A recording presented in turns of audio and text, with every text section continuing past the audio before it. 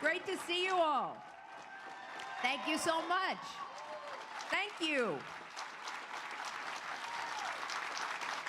Thank you. Good to see all that energy after lunch. Have you ever noticed how politics kind of gets covered like a sport these days? It's like a game, you know? My team versus your team, who's up, who's down. And maybe that's because politics has kind of become an inside game, you know? Politicians have been playing it all their lives. We have people like Hillary Clinton who sit inside the system, raking in millions by selling access and influence. And we have people like Donald Trump sitting outside the system making billions by buying off people like Hillary Clinton. That's the game, folks. That's the game that's been going on for a long time. The political establishment and crony capitalism. The only thing is, it's not a game that most of us can play unless you won Powerball, of course. And the game isn't working for us anymore. You know, this has been a country of limitless possibility for me. I have traveled and lived and worked all over the world. I have done business and charity and policy work in every continent and virtually every country for decades. And I am keenly aware that it is only in this nation that a young woman can start out the way I did, typing and filing and answering the phones for a 9-person real estate firm in the middle of a deep recession in the late 70s, go on one day to become the chief executive of what we turned into the largest technology company in the world and run for the presidency of the United States. That is only possible in this great nation.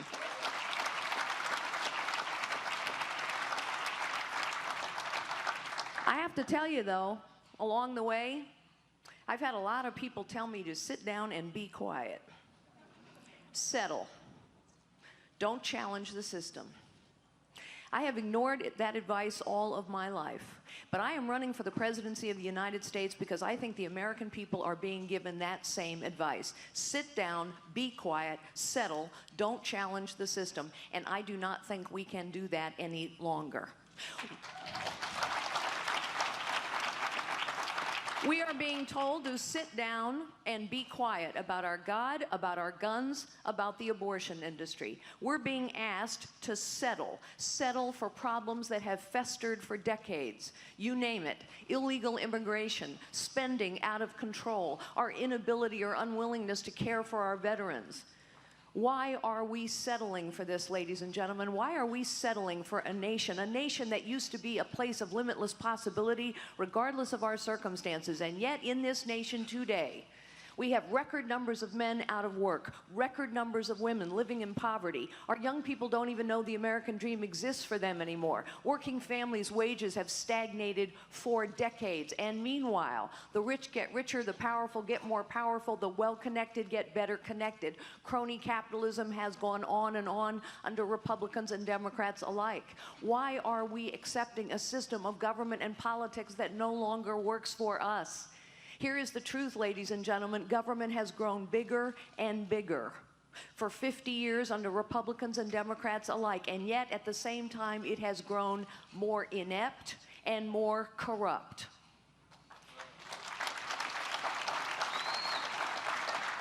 Why are we settling for a government that isn't even competent enough to secure our borders or to figure out that terrorists pledged their allegiance to ISIS on Facebook posting years ago? For heaven's sakes, I checked out my older granddaughter's new boyfriend on Facebook. If I can do that, the government can be competent. And meanwhile, what do we get election after election after election? You're sophisticated consumers of politics. Ask yourself this: how many presidential cycles have politicians stood up here and promised you to cut government down to size, to reform the tax code, to care for our veterans, to secure the border? We hear about the same issues election after election after election, and yet nothing changes. They promise us much and deliver us little. You see, I don't know about you, ladies and gentlemen, but I'm angry, and I'm frustrated, and I'm fed up. We feel as though we are losing power in our lives, power to control our own future, power to hold the government we pay for accountable and cut it down to size. And yet, all of these problems can be solved. But we have to remember who we are. Ours was intended to be a citizen government. We were never intended to have a professional political class or a government growing out of control. I will not sit down and be quiet, and I don't suggest you do either. I am running for the presidency of the United States because, citizens, it is time. It is time that we take our future back. It is time that we take our politics and our government back. Citizens, it is time. We must take our country back.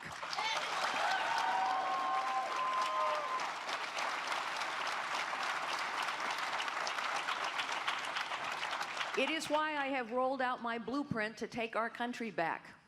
I hope you'll ask me about it during Q&A, but the blueprint are the things that we must do first to take our country back. They're not the only things we must do, but they are the first and most important things that we must do, and we can get these things done together. I'm putting it in writing. I'm calling it a blueprint because, amazingly, I would like you to hold me accountable. You see, I'm used to being held accountable. I come from the world you do. You know, in the world we come from, not the political world, the world we come from, we know that actions speak louder than words.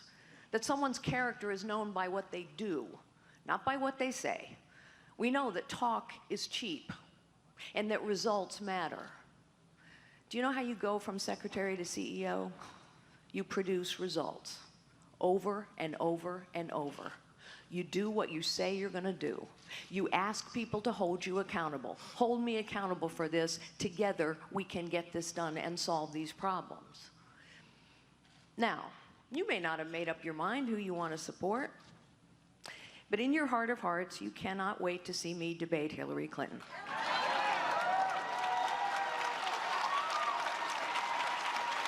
You know it's true. You know it's true. I know, it's true.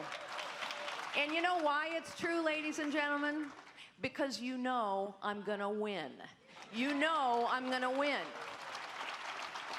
And winning is actually very important. Mrs. Clinton has escaped prosecution more times than El Chapo. Perhaps Sean Penn should interview her.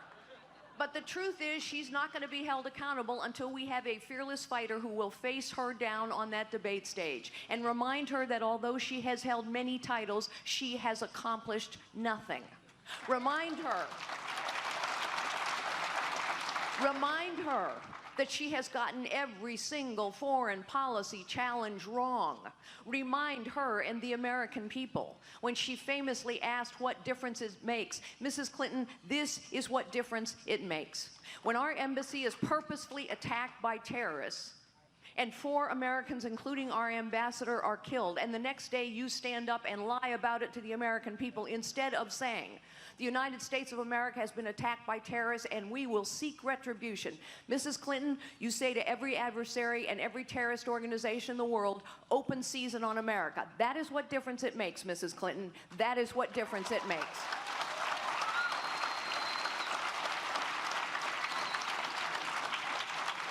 We are not going to beat Mrs. Clinton or whomever else they come up with, Bloomberg, Sanders. I mean, we're not going to beat the ultimate insiders with yet another insider, crony capitalist, Donald Trump. We're not going to beat them with someone who has talked a good game all their lives but never made a tough decision in their life. A tough vote is not a tough call, ladies and gentlemen. We're not going to be able to win unless we have a fearless fighter who will throw the punches. But once we are done winning, and I will win, then we have to think about what it actually takes to restore the character of this nation, to restore possibilities for every American regardless of their circumstances, to cut this government down to size and hold it accountable and lead once again in the world. And so I will suggest to you, ladies and gentlemen, that I am the most qualified person to win this race and to do this job. We need a president who actually understands how the economy works. How to create jobs, how to save jobs, how to protect jobs, what it takes and how jobs are destroyed. We need a leader who understands the world and how it works. The truth is, I have more foreign policy experience than anyone running. I've met almost as many allies and adversaries as Mrs. Clinton has, but I didn't do photo ops with them. I had private meetings with them on business or policy or charity. I have met our friends and our foes. I have held the highest clearances available to a civilian. I have advised as the chairman of the advisory board, the CIA, the NSA, 2 secretaries of defense, a secretary of state, a secretary of homeland security. I know our military and our intelligence capabilities and personnel very well. And I know that when this nation is not leading, the world is a very dangerous and tragic place.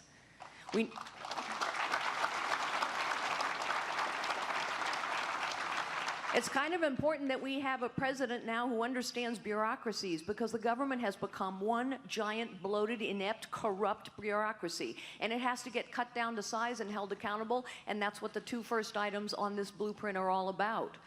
We need a president who understands technology. Technology is a tool that I will use to harness your power as citizens to move the political establishment, but it is also a weapon that is being waged against us by our enemies, and we need a president who understands that and understands what to do about it. And perhaps most importantly of all, we need a president who understands leadership.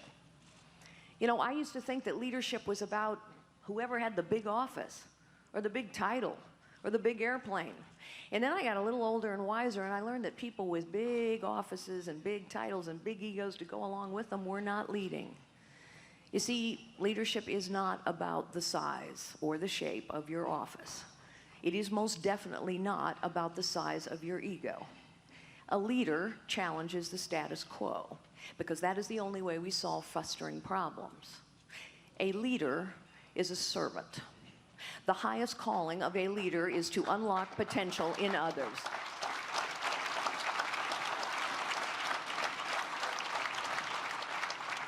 The highest calling of a leader is to unlock potential in others and serve others. My highest calling is to restore citizen government to this great nation.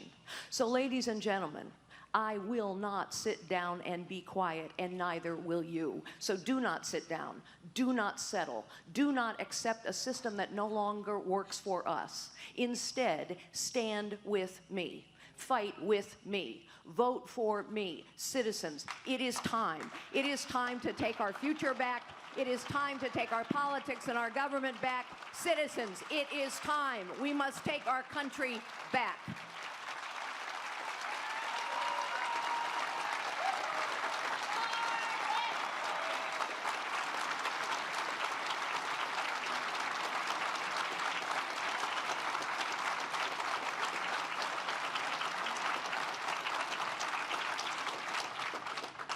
So, ladies and gentlemen, questions? Yes, sir. And then I'll come to you, ma'am. Ms. Fiorina, excuse me. My name is Jason Hurd. I'm an Iraq War veteran. Thank you for your service, sir. I spent 10 years as an Army combat medic, and I spent a year in Baghdad policing Iraqis with sometimes brutal tactics. Now I see police here at home using those same tactics with the same weapons and the same equipment that I used on black communities here at home. What would your presidency do to end the militarization of police and stop cops from killing everyday Americans? Thank you for your service, first of all. And what a tragedy as well, that after this brave vet served, that Hillary Clinton and Barack Obama declared victory in Iraq, withdrew every troop against all the advice of the military generals. They did so for political expediency, permitting ISIS to gobble up territory and weaponry. And now, with all due respect, Mrs. Clinton and Barack Obama, and Michael Bloomberg for that matter, climate change is not our most pressing national security threat. ISIS is. Where we have examples of real wrongdoing in the police force, such as we had in Chicago under Rahm Emanuel, amazing how the Democrats have been absolutely silent about what happened in Chicago, silent because it was a cover-up by their good friend, Rahm Emanuel. Where we have cops who have done the wrong thing, they must absolutely be held to account.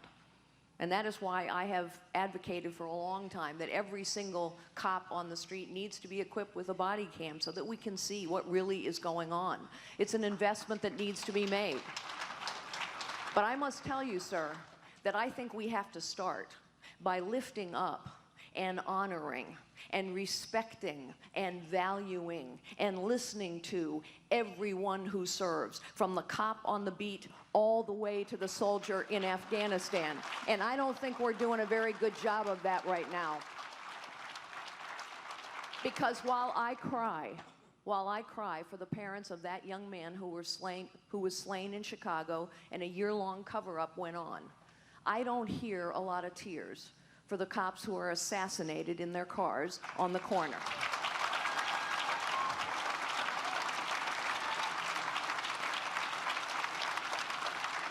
I will promise you, as Commander-in-Chief, I will value, support, invest in, listen, lift up, and honor everyone who serves and has served. We will finally reform the VA so that those who have served us can be cared for. And we will lift up and honor everyone who serves, from the cop on the beat to the soldier in Afghanistan. If someone has done something wrong, they must be held to account. Let us start, please, with some of our politicians.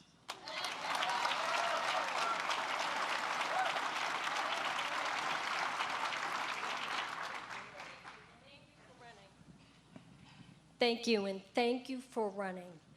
I am pro-life, and it is not okay that we put a price tag on babies and body parts.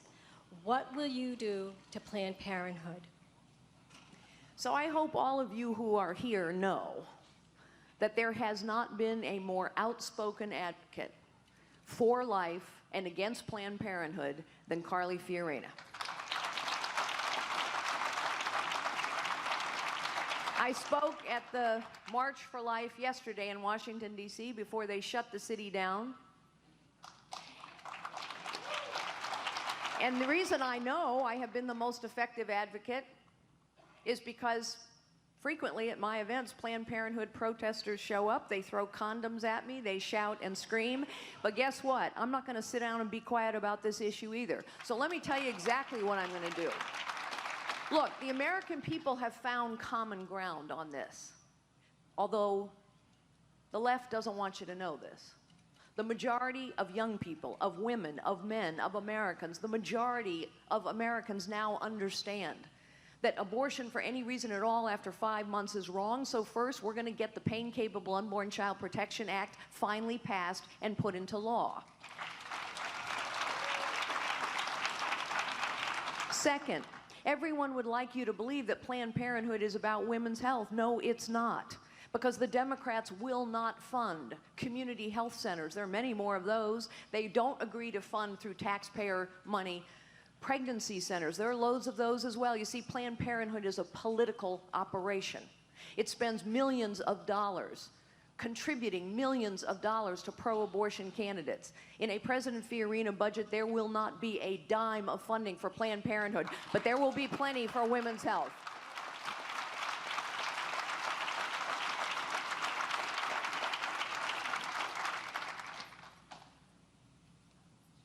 Yes, sir. And then I'll come to you. Okay, so the best way to stop abortion would be to educate young women with comprehensive sex education programs. And Republicans very often want to have abstinent programs, which have been proven not to work. So what would your policy be for educating people to engage in responsible sexual behavior so that they don't have an unwanted pregnancy that might lead to an abortion? You know, one of the things that I think is interesting, I don't know how many of you have ever visited a pregnancy center, but pregnancy centers are funded by private donations. They exist all over the country, and they are providing education, all kinds of education, by the way. They will help new fathers or fathers-to-be with skills and education, as they will help new mothers-to-be, and also provide education. Look, this is an issue, perhaps I should explain. You know, most people, when I first started running for office, they didn't believe that I was pro-life. They thought, oh, she's a Silicon Valley CEO, she must be pro-choice. See, I think science is proving us right every day. The DNA in a zygote is exactly the same DNA as the day you die. So I don't know how to draw that line. And my husband, Frank, whom I've been together with for 34 years, his mother, yes, he's eye candy. That's my eye candy. You know, I introduced him, he's around here somewhere, but when I met his mother, I learned that she had been told to abort him. But she was a woman of great courage and faith, and she chose to bring her son into the world, and he was the joy of her life, and he's been the rock of mine. I wasn't able to have children of my own, so I learned in a different way how precious a gift life is. We buried a child. Ladies and gentlemen, that's why I'm pro-life. But let me say something to you. Politics uses these issues to divide us. We don't all have to agree on everything, but know this. The real extremes in this debate are not Republicans, they are Democrats. Democrats whose policy is that it is not a life until it's born. Democrats whose policy is that a 13-year-old girl must have her mother's permission to go to a tanning salon, but not to get an abortion. Democrats whose policy is that it's okay for a Planned Parenthood clinic to be less regulated than a tattoo parlor. Democrats who consistently resist having birth control be over the counter so that it is cheap and widely available to anyone. I am not the extreme on this issue. Hillary Clinton is, but we have found common ground. So let's take the common ground on the Pain Capable Unborn Child Protection Act. Let's take the common ground on funding Planned Parenthood, and let us go from there. Not to finish there, but to start there.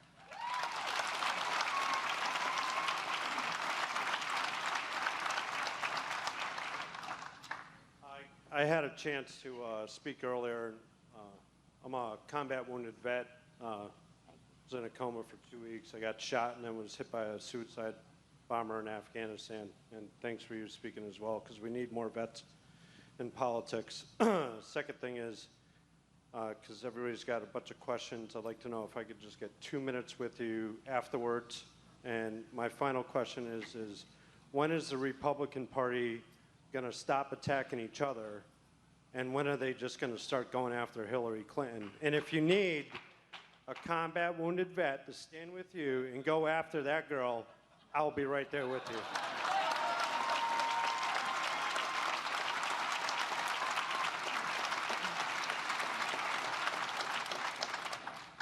First of all, thank you for your service and your sacrifice and your heroism. Who is it in this race who has consistently gone after Hillary Clinton from day one? Carly Fiorina. And I'm going to keep doing that. I can't speak for the rest of the Republican Party. All I can do is control my own behavior. But you have watched me debate after debate after debate take our fight to where the fight has to go. But let me just say one other thing to you, and I hope I can spend a few minutes with you, although I have a bunch of interviews right after this, but I'll be around. Let me just say this. I want to use the VA as an example of how much power you have, but also an example of why we cannot settle for what we're settling for anymore. Do you remember the scandal in the VA in Arizona, where we learned that veterans had died waiting for an appointment, and bureaucrats cooked the books so that nobody would find out? We were so outraged as citizens of this great nation that we flooded Congress with tweets and posts and emails and phone calls. And because of that enormous pressure from the citizens of this great nation, this Congress, this do-nothing Congress, acted in 3 weeks, record time. A bill flew out of the House. It passed the Senate 99-0. And that bill said that we could fire the top 400 senior executives at the VA. It was precedent-shattering, because we don't ever hold anybody accountable in government.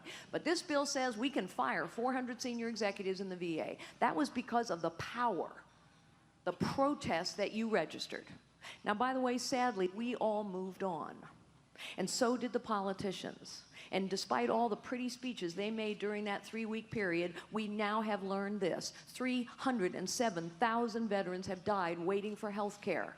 And meanwhile, the VA handed out $142 million in bonuses for superb performance. Ladies and gentlemen, we cannot settle for this. It is a stain on our nation's honor. And we have been talking about reforming the VA for 20 years. So, it is also an example of your power. So when I say I will lift up and value and support those who serve and those who have served, what I mean is we are actually going to get the VA reformed. I spend a lot of time with veterans, ladies and gentlemen, and every time I do, I take notes, because guess what? I'm going to put 15 veterans in a room and ask you, how do you want to be served? And you'll come up with a better blueprint for how to reform the VA than all the bureaucrats in Washington, D.C. combined. And then we will move forward.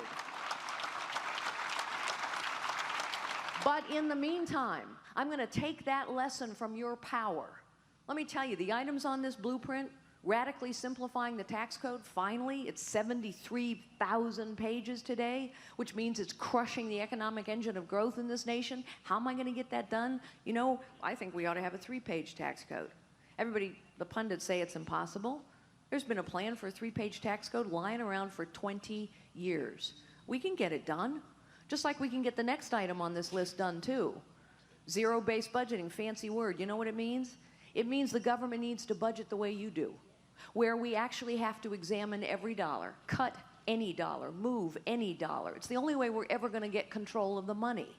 Because you see, the way the government budgets now, how is it possible that they spend more money each and every year, as they have for 50 years? Under Republicans and Democrats alike, we have spent more money, and yet, they never have enough money.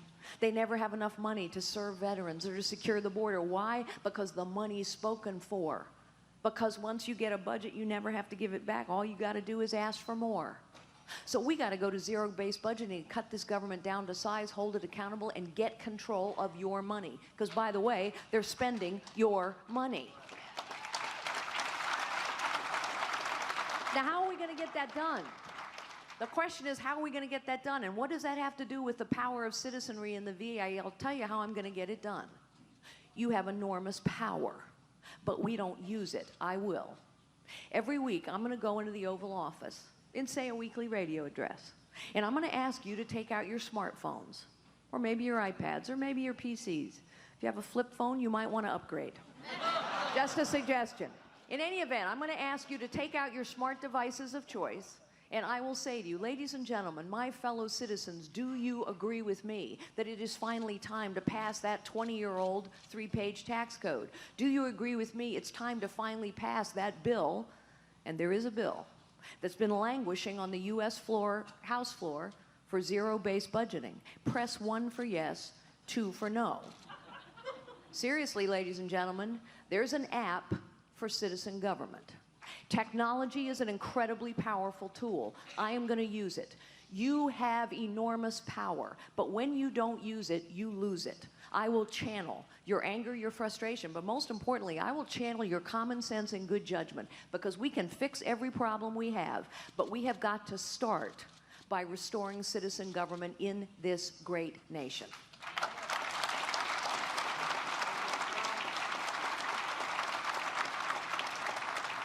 Sorry, red. Okay, we're out of time. I didn't see the red light. All your questions are so good.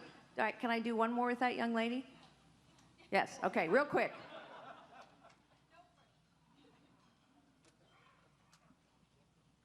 Where do you stand on lowering the maximum sentence for nonviolent crimes? So I will try and answer this as quickly as I can. I know I'm overstaying my time, but it is a very important question. My husband and I buried our younger daughter, Lori, to the demons of addiction. And I know this is a grave problem here. I can remember standing in front of a judge and pleading with him not to send our daughter back to jail. He was sympathetic, I'm sure, but his hands were tied. We have to treat mental illness and especially addiction. We cannot criminalize them. And that calls for criminal justice reform, which is a federal government responsibility. You see, we have the highest incarceration rates in the world. Almost 2/3 of the people sitting in jails are there for nonviolent, drug-related, addiction-related illnesses. When we criminalize this, we are not treating people. I know this all too well. So yes, we have to invest in mental illness. We have to invest in drug addiction prevention and treatment. I've seen so many great programs around New Hampshire that are starving for money while the federal government is awash in it. And yes, we have to finally undertake criminal justice reform. Ladies and gentlemen, thank you so much for having me. Stand with me, fight with me, vote for me. It's time to take our government and our country back. God bless you all.